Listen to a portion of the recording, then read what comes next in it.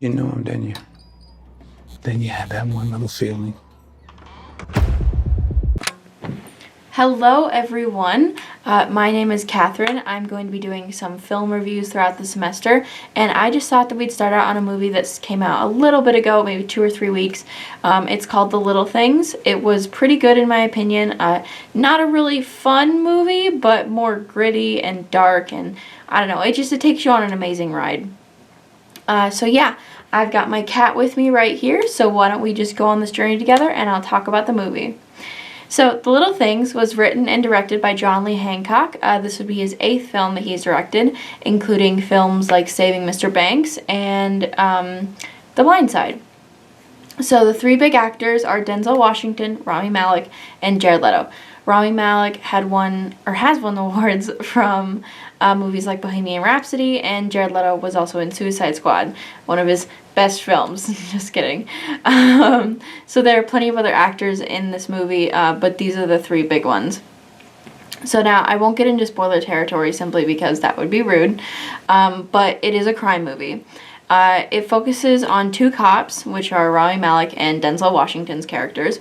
They're trying to track down a serial killer targeting the people of Los Angeles. As the film goes along, it shows the process of these 2 really trying to figure out who, or if they have the right man, and they do have some evidence, but it's circumstantial at best. They're really trying to connect the dots when it looks bleak for the case, and I think that's a really interesting aspect of the film because it just shows that they, like, what they have to go through it. But we're mainly stuck in the perspective of Joe, who's played by Denzel Washington.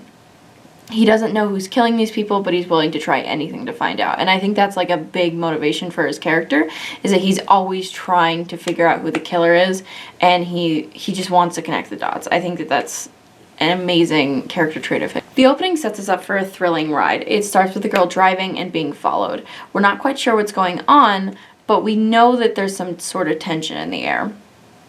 It's a game of cat and mouse, much like the rest of the movie, which is actually a really great way that I would describe this movie. Is it's all a game of cat and mouse. The actress who plays the girl in the car is Sofia Vasileva.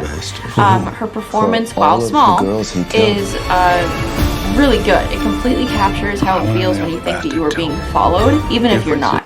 I know that I've been in the car before and I've been thinking that people have been following me when they really haven't been, and there's like this sort of gripping tension that fills you. Anyway, the way that Sophia captures it in her face alone, because we're not really able to like see anything else besides that, at least in the beginning, is really impressive.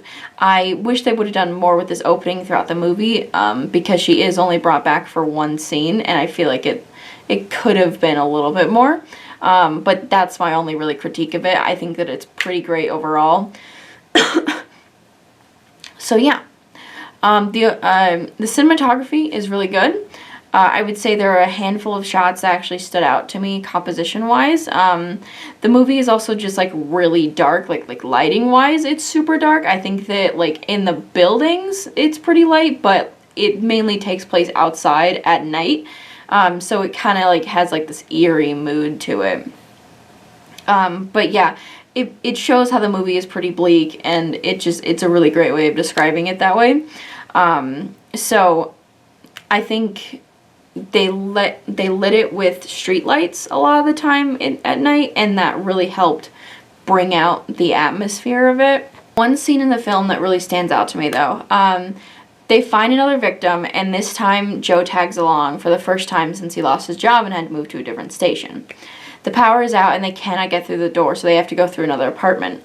Basically what they do is they go through a bottom apartment, and then they have to go up through the balcony and onto the stairs, and then they get through her apartment. It's really dark inside the room because there are no lights and the power is out, but I mean, it's just like, it's really dark because it's dark outside. They're using flashlights as light. It's not a pretty scene. But you